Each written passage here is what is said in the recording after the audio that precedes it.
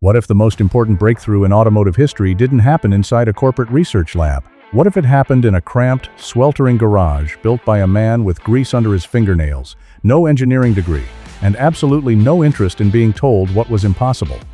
Because in 1975, in the industrial heart of São Paulo, Brazil, a self-taught mechanic did something the engineers at one of the world's most powerful car companies publicly declared could never be done. He took a Volkswagen Beetle, a car designed with German precision for one specific fuel, and made it run on sugarcane alcohol. Not just run, thrive. More power, cleaner operation, better efficiency on cost, and an engine that, by every measurable standard, outperformed the original. Volkswagen's response when asked if this was possible? A flat, confident no. They were wrong. And the ripple effects of that garage experiment are still shaping how the world thinks about fuel, engines, and the future of transportation to this day. If you're someone who loves stories where the underdog rewrites the rulebook, stick around. And if this is your first time here, hit that subscribe button, because this is exactly the kind of story we tell.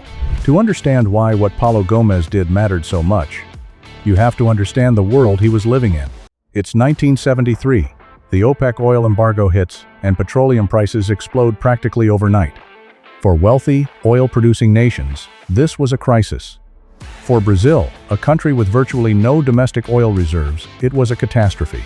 At the peak of the crisis, Brazil was burning through more than half of its entire foreign export income just to pay for petroleum imports. Half. Gone. Before a single road could be built, a single school funded, a single hospital staffed, the government was desperate. But here's what Brazil did have, and in almost absurd abundance: sugarcane. Sprawling plantations of it, covering millions of acres across the country's fertile interior. So, in the mid-1970s, the Brazilian government launched one of the most ambitious energy experiments in modern history. They called it Pro Álcool, the National Alcohol Program. The premise was bold and simple: ferment the sugarcane into ethanol, put it in your gas tank, and drive. The problem? Nobody knew how to actually make that work at scale. And the company whose cars filled Brazil's roads wasn't particularly interested in figuring it out. In the 1970s, Volkswagen was Brazil's car market. The Beetle, or Fusca as Brazilians called it affectionately, was everywhere. VW's São Paulo factories were pumping out thousands of them every single month. These were finely tuned machines, engineered to strict specifications by some of the best automotive minds in Germany. When Brazilian officials approached Volkswagen about converting those engines to run on ethanol, the company's engineers didn't hesitate. Their answer was no, and they backed it up with an impressive list of reasons. First, chemistry. Ethanol and gasoline are fundamentally different at the molecular level. Gasoline combusts efficiently at an air-to-fuel ratio of roughly 14.7 to 1. Ethanol demands a ratio closer to 9 to 1. That's not a minor tweak, that's a complete redesign of the fuel delivery system. Second, corrosion. Ethanol is hygroscopic, meaning it actively draws moisture from the surrounding air. Introduce that into a fuel system built for gasoline, and you're looking at rust in the tank, deteriorating fuel lines, and carburetors eaten alive from the inside. Third, power. Ethanol contains roughly 30% less energy per gallon than gasoline. Simple math, the engineers argued. Less energy means less power. Drivers would notice immediately, and they wouldn't be happy. The verdict from VW's engineering department: technically impossible, economically irrational. Case closed. Now here's a question worth sitting with for a moment. How often do we accept impossible from the people who are supposed to know best? Because Paulo Gomes didn't. Paulo Gomes had been working on Beetle engines since the 1960s, not in a university lab, not with corporate funding. In his own garage in São Paulo, using tools he'd bought himself and knowledge he'd built over decades of hands-on experience. He didn't have a PhD. He had something arguably more valuable: an intimate, bone-deep understanding of exactly how these engines behaved in the real world, not on paper, not in simulation, but under real heat, real stress, and real conditions. When customers began showing up in 1974 asking about ethanol conversions driven by soaring fuel costs and government incentives, Gomes didn't send them away. He got curious. He started where any great mechanic starts, by taking everything apart. The Beetle's carburetor, a Solex 30 PICT, was the first target. This component controlled the air-to-fuel mixture that fed the engine, and it was calibrated down to the millimeter for gasoline. Gomes measured every jet, every passage, every orifice. Then he did the math. To compensate for ethanol's richer fuel requirement, the main jet would need to flow roughly 40% more fuel. He enlarged it from 127.5 to 185. The idle jet went from 50 to 65. The accelerator pump jet was bumped from 50 to 60. But here's where Gomes's real insight emerged, the kind of thing that doesn't come from a textbook. He noticed that ethanol's high latent heat, of vaporization essentially, the energy it absorbs as it evaporates, cooled the incoming air charge significantly. Cooler air is denser air. Denser air means more oxygen molecules in the cylinder than the math alone would suggest.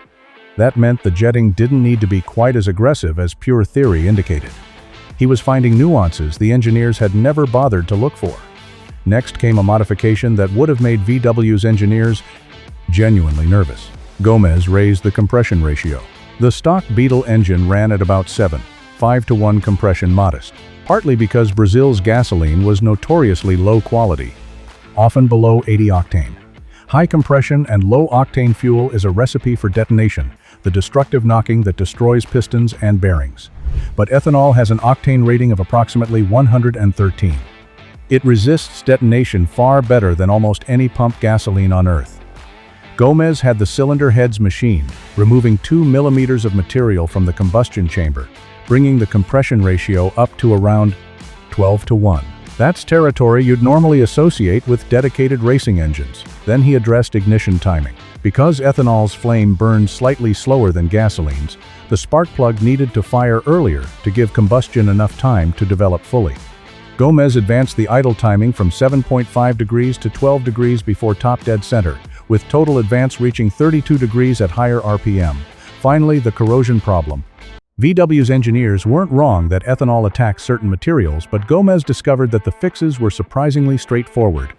Alcohol-resistant synthetic fuel lines replaced the original rubber ones. A coat of chemical-resistant epoxy resin sealed the inside of the fuel tank. Zinc carburetor components were swapped for brass. Total cost of those material upgrades? Under $20. By early 1975, the first fully converted ethanol Beetle rolled out of Gomes's garage. And now, would you have believed what happened next? The car didn't just run on ethanol. It ran better than it ever had on gasoline. Cold starts were actually easier because ethanol vaporizes at lower temperatures. The idle was smooth, throttle response was sharp and immediate. And when Gomes put the car on his homemade dynamometer, the numbers stopped him cold. The stock 1300cc Beetle engine produced around 46 horsepower on gasoline. The ethanol-converted engine was producing 55 horsepower. That's a 20% power increase. From a fuel that Volkswagen's engineers had said would reduce power, torque climbed from 77 Newton-meters to 91. The engine pulled harder through the low and mid-RPM range, exactly where it mattered most for city driving. Yes, fuel consumption increased by about 30% by volume. But ethanol in Brazil was selling for less than half the price of gasoline. Drivers were spending less money, even while burning more fuel. How did this happen? A combination of factors, each feeding into the others. Higher compression extracted more energy from every combustion cycle. Higher octane allowed more aggressive ignition timing without knock. And ethanol's cooling effect made richer mixtures not only tolerable but beneficial. The extra fuel cooled the combustion chamber, allowing even more timing advance, which produced even more power. Each variable amplified the others in ways that no one had modeled. The VW engineers had analyzed ethanol's properties in isolation. Gomes had discovered what they actually looked like working together inside a real engine. Sao Paulo's mechanic community caught fire with the news. Within months, Gomes had a 3-month waiting list. Other mechanics tried to replicate his work, most couldn't. The calibration window was narrow, too lean and pistons would melt, too rich and performance collapsed. Gomes had found the sweet spot through hundreds of hours of testing, and that knowledge wasn't easy to copy. His conversions earned a name on the street: Gomes spec engines. Taxi drivers were particularly devoted customers. Lower fuel costs meant higher daily profits. Performance builders discovered that with aggressive camshaft profiles and Gomes's ethanol tuning, 70 horsepower from a naturally aspirated 1300cc engine was achievable, a number that would have sounded like fiction just a year earlier. But the most consequential visitor to Gomes's garage wasn't a taxi driver or a performance enthusiast. It was a Volkswagen engineer. Hans Müller, a VW Brazil engineer, showed up in late 1975, professionally skeptical and personally curious. He watched Gomes work. He asked technical questions. He drove the converted car at length. Then he did something remarkable for someone in his position. He walked into VW's São Paulo headquarters and argued that they needed to bring this garage mechanic in as a consultant. Imagine that meeting. A self-taught mechanic with no formal credentials, sitting across the table from a room full of university-trained engineers at one of the world's most respected automotive companies, explaining why they had been wrong about everything. The tension must have been extraordinary. But Gomes had an argument nobody could dismiss. Working cars. Not a theory, not a simulation. Actual, running, performing vehicles that proved every one of VW's objections incorrect. VW's internal testing confirmed what the numbers from Gomes's garage had already shown. Not only did the ethanol conversions produce more power, the engines themselves lasted longer. Cooler combustion temperatures reduced thermal stress on internal components. The absence of the aromatic compounds found in gasoline meant no carbon buildup on valves and combustion chambers. Oil stayed cleaner for longer because ethanol combustion doesn't generate the soot that gasoline does. The engineers had made a fundamental mistake, one that's surprisingly common even among brilliant people. They had judged ethanol by its individual properties without accounting for how those properties would interact inside a functioning engine system. They saw lower energy density and concluded less power. They saw alcohol and concluded corrosion. They saw different stoichiometry and concluded incompatibility. They were thinking like chemists. Gomes had been thinking like a mechanic. By 1976, Volkswagen Brazil was quietly developing their own factory-built ethanol Beetle, built on the exact principles Gomes had proven. They refined the concept: better materials for long-term durability, more precise fuel metering, improved cold start systems. But the foundational architecture was unmistakably Gomes's. High compression, rich calibration, advanced timing. The first factory ethanol Beetles left the production line in 1978. By 1980, more than 90% of new vehicles sold in Brazil were compatible with ethanol fuel. The Pro-Álcool program, that had seemed like a fantasy in 1973, was now a functioning national energy system, and the mechanic who helped make it real was a man who'd simply refused to accept that it couldn't be done. The technical legacy of what Gomes discovered extends far beyond Brazil's borders. He demonstrated that internal combustion engines were dramatically more adaptable than the engineering consensus believed. That fuel flexibility wasn't a compromise, it could be a performance advantage. And those discoveries seeded ideas that are embedded in virtually every modern high-performance engine on Earth. Modern direct injection engines vary compression dynamically, adjust injection timing in real time, and use ethanol's cooling effect to suppress knock and extract more power. The flex fuel systems in tens of millions of vehicles worldwide trace their lineage, philosophically, if not literally, back to that São Paulo garage. The Koenigsegg Gemera, one of the most extreme production cars ever built, generates extraordinary specific power output running on ethanol, a figure that would have seemed laughable before anyone understood what Gomes had uncovered. Brazil's ethanol industry now produces over 30 billion liters annually. The country has been energy independent in transportation fuel since 2006. And sugarcane ethanol, the same crop that filled Gomes's converted tanks, generates roughly 90% fewer greenhouse gas emissions than conventional gasoline. A cleaner, more energy-independent Brazil, beginning with a mechanic who just wanted to help his customers spend less money at the pump. Act 10. The real lesson. Here's the thing that stays with you long after. The engineering details fade. Volkswagen's engineers weren't incompetent. They were exceptional, credentialed, well-resourced, and experienced. But they were also constrained by a particularly dangerous kind of confidence, the certainty that comes from knowing a great deal about how things currently work. Gomes didn't carry that weight. He wasn't dismissing their expertise, he simply hadn't fully absorbed their conclusions. So he tried anyway. And this pattern, if you look for it, shows up everywhere in the history of innovation. The Wright brothers were bicycle repairmen who solved controlled flight, while aeronautical authorities explained why heavier-than-air machines were physically impossible. SpaceX was recovering orbital rocket boosters on drone ships, while the aerospace establishment questioned whether reusability was worth pursuing. And a Brazilian mechanic was extracting more power from a Beetle engine using sugarcane alcohol, while Volkswagen's finest engineers wrote papers on why it wouldn't work. Paulo Gomes retired in the 1990s. His garage still stands now, a small museum.